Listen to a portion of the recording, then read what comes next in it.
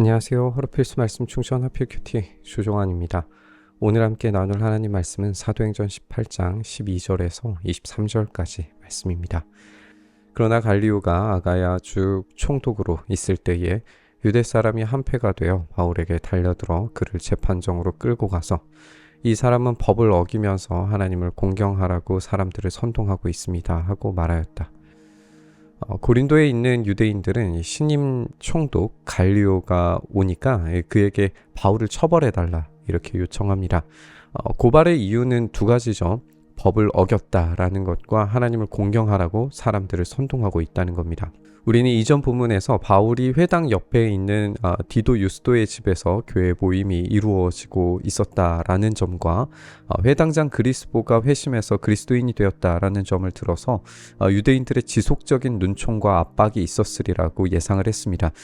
따라서 유대인들은 신입 총독에게 이 문제를 해결할 실마리를 찾았던 것 같습니다.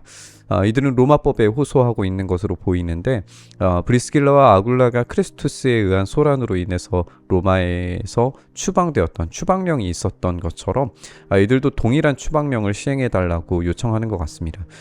또한 그들이 예수님을 새로운 주인으로 섬긴다라고 그렇게 공공연하게 말하고 있으니까 로마 제국 황제에 반역하는 것으로 이 총독을 이해시키려고 했을 수 있죠.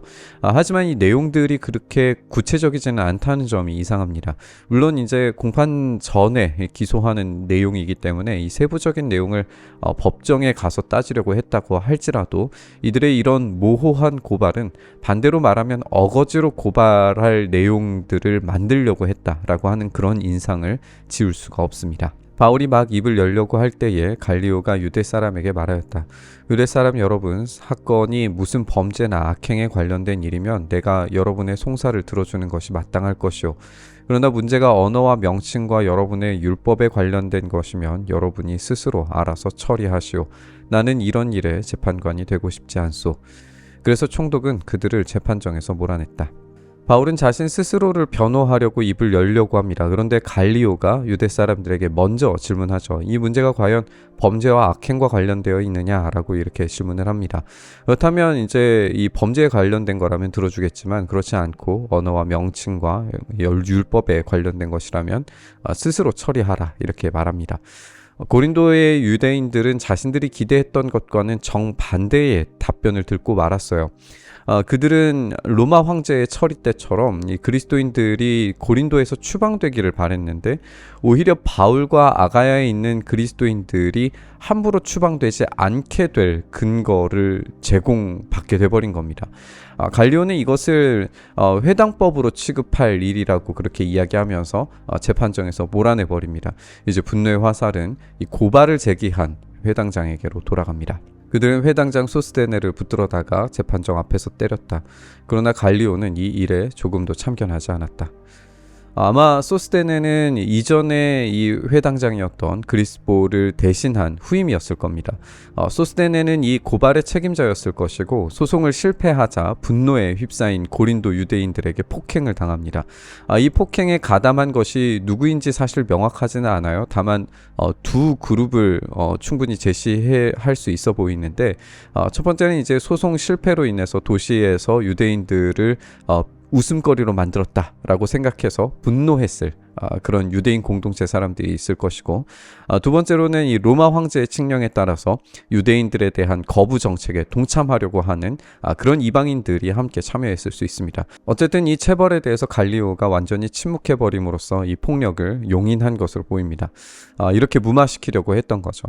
우리가 살펴본 것처럼 바울은 한마디도 하지 않았어요. 그런데 오히려 주님의 교회는 안전하게 보호받게 됩니다. 박해는 있겠지만 고린도에 있는 나의 백성을 지키시는 하나님의 은혜를 우리가 이 본문에서 발견하게 되는 것 같습니다. 회당장 소스데네는 소송에 패배하고 억울한 매질을 당했다라고 생각할 수 있었습니다.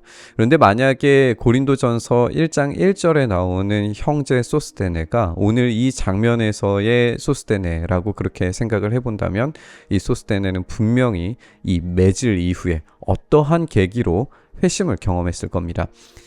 박해하려던 논리는 오히려 보호의 논리로 바뀌게 되고 박해하려던 자는 회심하여서 형제가 됩니다. 우리는 놀라운 이 복음의 섭리를 발견하게 됩니다. 바울은 여러 날을 더 머무른 뒤에 신도들과 작별하고 배를 타고 시리아로 떠났다. 브리스길라와 아굴라가 그와 동행하였다. 그런데 바울은 서원한 것이 있어서 갱그라에서 머리를 깎았다. 그 일행은 에베소에 이르렀다. 바울은 그 두 사람을 떼어놓고 자기 혼자 회당에 들어가서 유대 사람과 토론하였다.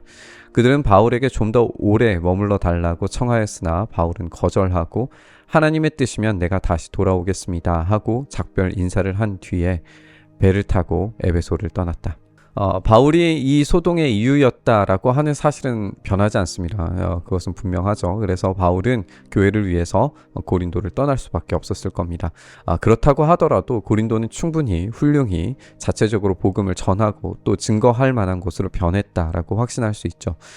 물론 고린도 전서에서 살펴볼 수 있는 것처럼 이 고린도 교회 사람들이 막 대단하고 완성된 교회는 아니었습니다. 문제가 많고 갈등이 있는 교회였고 그렇지만 교회의 주인은 주님이시기 때문에 바울은 기꺼이 떠나기를 결정합니다.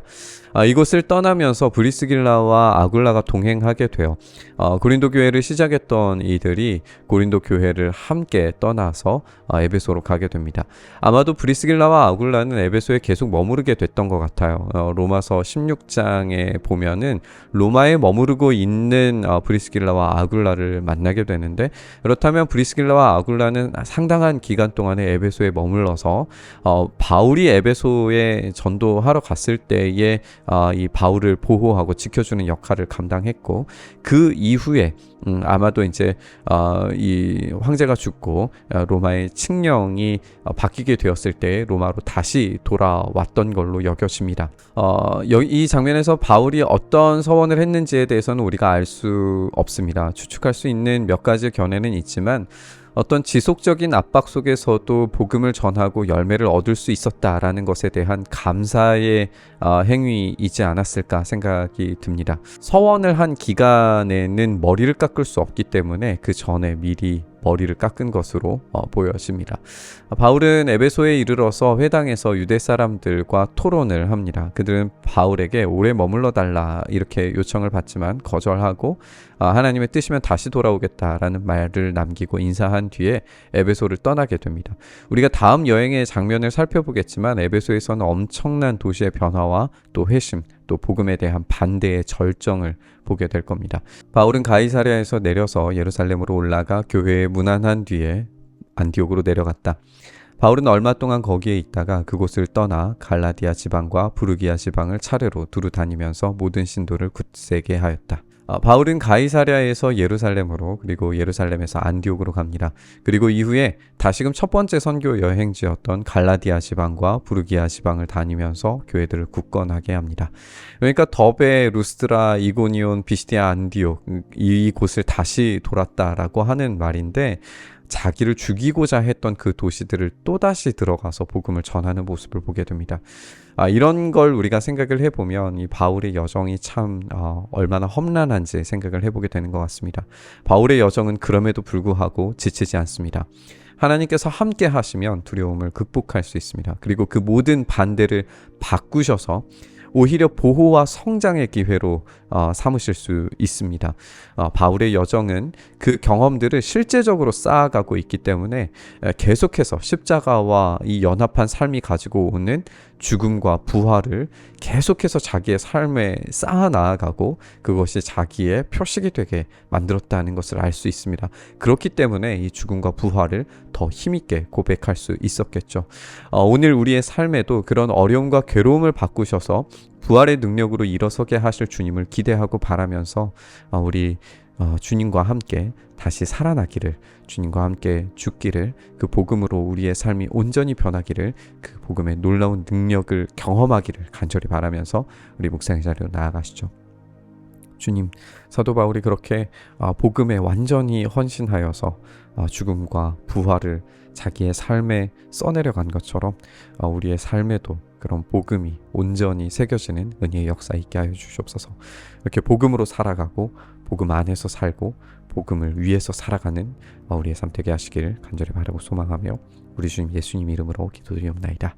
아멘.